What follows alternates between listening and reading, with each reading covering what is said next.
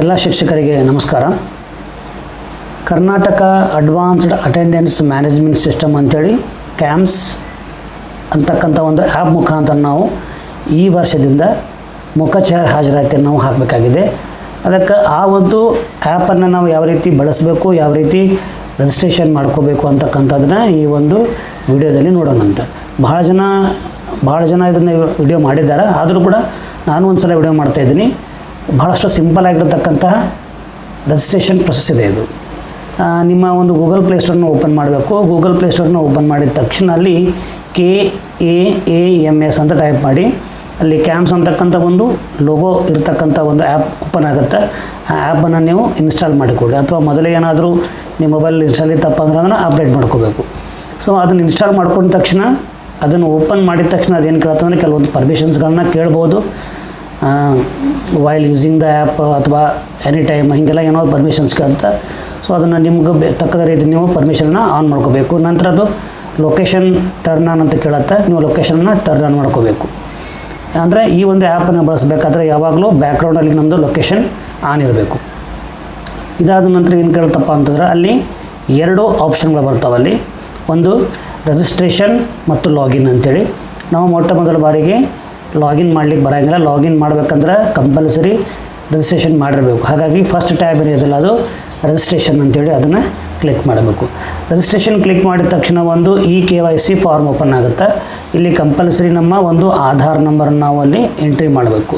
ಆಧಾರ್ ನಂಬರನ್ನು ಎಂಟ್ರಿ ಮಾಡಿ ಅದರ ಕೆಳಗಡೆ ಇರತಕ್ಕಂಥ ಒಂದು ಚೆಕ್ ಬಾಕ್ಸನ್ನು ಚೆಕ್ ಮಾಡಬೇಕು. ಅದು ಆಧಾರಿಗೆ ನಾವು ಕೊಡ್ತಕ್ಕಂತಹ ಮ್ಯಾಂಡೇಟ್ ಇರುತ್ತೆ.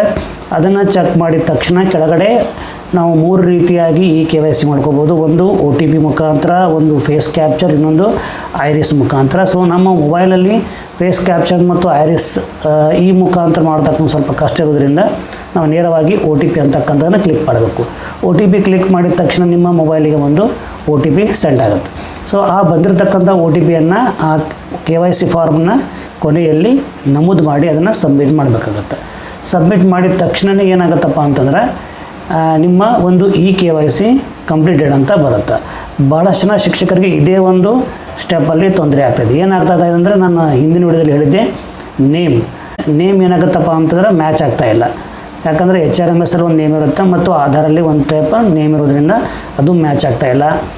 ನೇಮ್ ಸರಿಯಾಗಿದ್ದರೂ ಕೂಡ, ಹೆಸರು ಸರಿಯಾಗಿದ್ದರೂ ಕೂಡ ಡೇಟ್ ಆಫ್ ಬರ್ತ್ ಮ್ಯಾಚ್ ಆಗ್ತಾಯಿಲ್ಲ.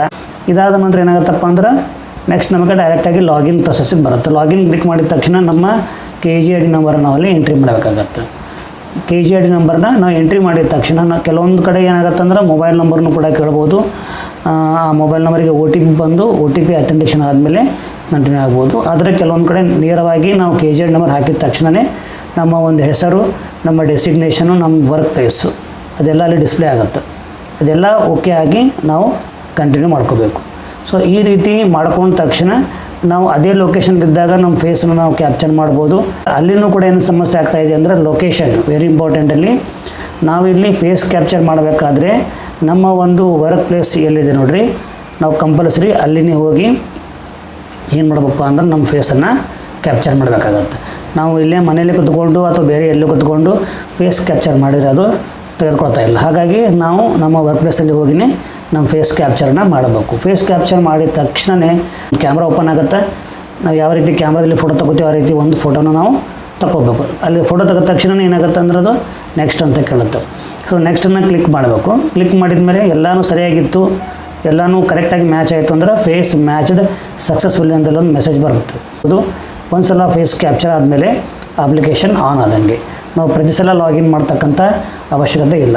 ಸೊ ನಾವು ನೆಕ್ಸ್ಟ್ ಏನು ಮಾಡ್ಬೋದಪ್ಪ ಅಂದ್ರೆ ಈ ಎಲ್ಲ ರೀತಿ ಪ್ರೊಸೆಸ್ ಮುಗಿದಾದ್ಮೇಲೆ ಅಟೆಂಡೆನ್ಸನ್ನು ಯಾವ ರೀತಿ ಹಾಕಬೇಕು ಅಂತಂದ್ರೆ ಆ ಲೊಕೇಶನಲ್ಲಿ ನಾವು ಈ ಉದಾಹರಣೆಗಾಗಿ ಬೆಳಗ್ಗೆ 9 ಗಂಟೆಗೆ ಶಾಲೆಗೆ ಹೋಗ್ತಾ ಇದ್ದೀವಿ ಅಂತ ಅಂದ್ಕೊಳ್ಳೋಣ. ಸದ್ಯಕ್ಕಲ್ಲಿ ಟೈಮಿಂಗ್ ಕೂಡ ಸೆಟ್ ಮಾಡಲಿಕ್ಕೆ ನಮ್ಗೆ ಅವಕಾಶ ಇದೆ. ಈ ಸದ್ಯಕ್ಕೆ ಇಲ್ಲಿ 2 ರೀತಿ ಟೈಮಿಂಗ್ ಅದ. ಒಂದು 10ರಿಂದ 5:30, ಇನ್ನೊಂದು ಬೆಳಗ್ಗೆ 8ರಿಂದ ಮಧ್ಯಾಹ್ನ 1:30. ಸೊ ಡಿಫಾಲ್ಟಾಗಿ ನೀವು ಟ್ರೈ ಮಾಡ್ಬೋದು. ಆ್ಯಪನ್ನು ಓಪನ್ ಮಾಡಿದ ತಕ್ಷಣವೇ ಏನಾಗುತ್ತಪ್ಪ ಅಂದರೆ ಫಸ್ಟಿಗೆ time set work time set ಮಾಡಲಿಕ್ಕೆ ಹೇಳುತ್ತೆ. ವರ್ಕ್ ಟೈಮನ್ನು ನಾವು ಸೆಟ್ ಮಾಡಬೇಕು. ಸೆಟ್ ಮಾಡಿದ ತಕ್ಷಣ ನಮ್ಮ ಒಂದು ಡಿಸ್ಪ್ಲೇ ಯಾವ ರೀತಿ ಇರುತ್ತಪ್ಪ ಅಂದ್ರೆ ಕರ್ತವ್ಯ ಆ್ಯಪ್ ಅಂತ ಸ್ಟಾರ್ಟಿಂಗ್ ಇರುತ್ತೆ, ಕೆಳಗಡೆ ನಮ್ಮ ಹೆಸರು ಇರುತ್ತೆ. ಮತ್ತು ಪ್ರಾಥಮಿಕ ಶಾಲಾ ಶಿಕ್ಷಕರಾಗಿದ್ದರೆ ಸದ್ಯಕ್ಕೆ ಅವರಿಗೆ BEO ಅವರು ವರ್ಕ್ ಮಾಡ್ತಕ್ಕಂಥ ತಾಲೂಕಿನ ಒಂದು ಹೆಸರು ಬರುತ್ತೆ. ಮತ್ತು ಹೈಸ್ಕೂಲ್ ಶಿಕ್ಷಕರಾಗಿದ್ದರಪ್ಪ ಅಂದ್ರೆ ನೇರವಾಗಿ ಅವರ ಶಾಲೆ ಹೆಸರು ಕೂಡ ಅಲ್ಲಿ ಓಪನ್ ಆಗುತ್ತೆ. ಅದು ಮುಂದೆ ಏನಾದರೂ ಟ್ರಾನ್ಸ್ಫರ್ ಆಗಿರ್ತಾರೆ ಅಥವಾ ಪ್ರಮೋಷನ್ ಹೊಂದಿರ್ತಾರೆ, ಅವರ ಒಂದು ವಿವರಗಳು ಮುಂದೆ HRMSನಾಗ ಅಪ್ಡೇಟ್ ಆದಮೇಲೆ ಚೇಂಜ್ ಆಗ್ಬೋದು. ನನಗೆ ಇದ್ರ ಬಗ್ಗೆ ಮಾಹಿತಿ ಇಲ್ಲ, ಬಟ್ ಈಗ ಸದ್ಯಕ್ಕೆ ಈ ರೀತಿ ಆ್ಯಪ್ ಇಷ್ಟು ಓಪನ್ ಆಗುತ್ತೆ. ನಂತರ ಅಲ್ಲಿ 2 ಆಪ್ಷನ್ ಇದೆ, ಒಂದು ಚೆಕ್-ಇನ್ ಮತ್ತು ಚೆಕ್ಔಟ್ ಅಂತೇಳಿ. ಚೆಕ್-ಇನ್ ಅಂತಂದರೆ ನಾವು ಕರ್ತವ್ಯಕ್ಕೆ ಹಾಜರಾಗುವ ಮೊದಲು ಚೆಕ್-ಇನ್ನ ಕ್ಲಿಕ್ ಮಾಡಬೇಕು. ಉದಾಹರಣೆಗಾಗಿ ನಾವು 9 ಗಂಟೆಗೆ ಶಾಲೆಗೆ ಹೋಗಿವಿ ಅಂತಂದರೆ ನಾವು ಯಾವ ಟೈಮಿಗೆ ಶಾಲೆ ಹೋಗ್ತೀವಿ ಆ ಟೈಮಿಂಗನ್ನು ನಾವು ಅಲ್ಲಿ ಚೆಕ್-ಇನ್ನು ಮಾಡಬೇಕಾಗತ್ತೆ. ಚೆಕ್-ಇನ್ ಕ್ಲಿಕ್ ಮಾಡಿದ ತಕ್ಷಣ ಮತ್ತೊಂದು ಕ್ಯಾಮ್ರಾ ಓಪನ್ ಆಗುತ್ತೆ.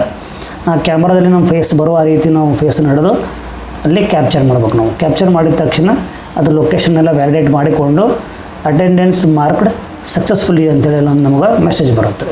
ಇದಾದಮೇಲೆ ಚೆಕ್-ಇನ್ ಅಂತಕ್ಕಂಥ ಟ್ಯಾಬು ಡಿಸೇಬಲ್ ಆಗುತ್ತೆ, ಚೆಕ್ಔಟ್ ಅಂತಕ್ಕಂಥ ಟ್ಯಾಬು ಎನೇಬಲ್ ಆಗುತ್ತೆ.